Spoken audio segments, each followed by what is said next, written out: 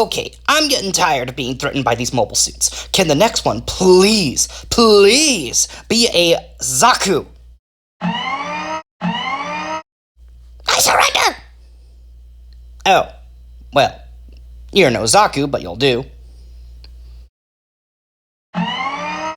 Welcome back to Gunpla Geek. This time with a look at the, not Zaku, High Grade Universal Century 1144th Scale MS-07B Gouf from the original Mobile Suit Gundam series. Building the High Grade Gouf was simple and fun, with 10 runners including the polycaps. However, many of the runners don't have many parts on them. That's because the Gouf is a part variant of the Gouf R35 from the Build Fighters line, meaning you will have some spare junk parts. Yet it doesn't detract from the overall build experience, if at all. Even still, it is best to keep track of the manual so that way you don't use the wrong parts. Once completed, the High Grade Gouf Revive looks spectacular. Design-wise, you'd be forgiven for thinking that this was just a blue Zaku with a new head and shoulders. However, upon closer inspection, you'll start to see the differences in the legs and piping too. I'm also a big fan of that clear orange in the torso, which gives the figure a nice pop of color. Definitely not a Zaku. Though, do be careful as nub marks and seams will be more visible thanks to the rich blue plastic. The pipes also don't want to stay in on my copy, so do check for parts fitting with yours as well. The kit comes with a heat rod made of flexible plastic, along with a shield that can be mounted on either arm, 2 heat sabers and 2 heat saber effect parts for each, a set of hands for both the normal right hand, and a pair of missile launcher hands for the left. Needless to say, the loadout is the perfect size for any Gouf fan. Articulation starts at the head, which is on a ball joint, along with a special gimmick that allows the mono eye to move side to side via a peg.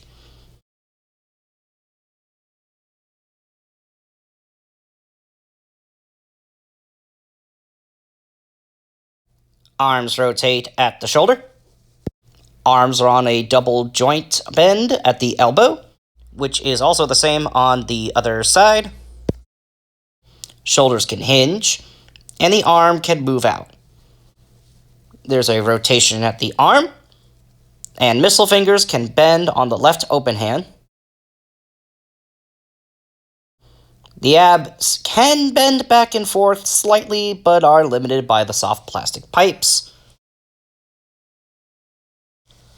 The front and side skirts can move, allowing the leg to swing forth,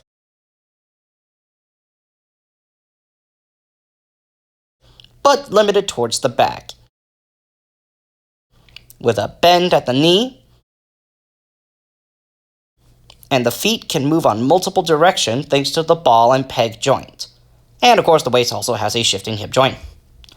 Articulation is solid, to say the least, and I'm very pleased with the arms and feet, though the pipes on the torso can be rather annoying.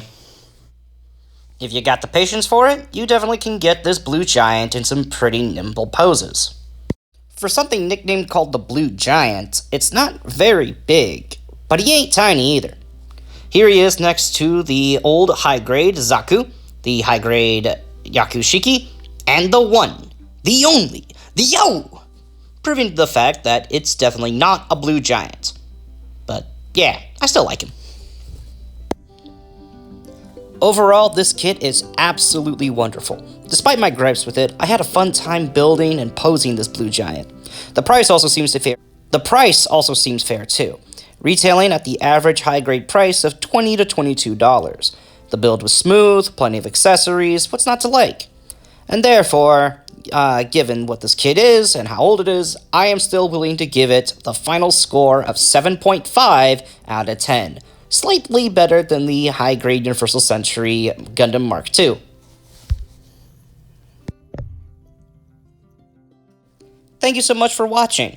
If you enjoyed what you saw, make sure to hit the big red button down below in order to follow me along. Also, don't forget to check out the links down below to the Great to Be Geek site, and also my other social media links, so that way you can keep along with my progress. Thank you so much, and you have a wonderful day.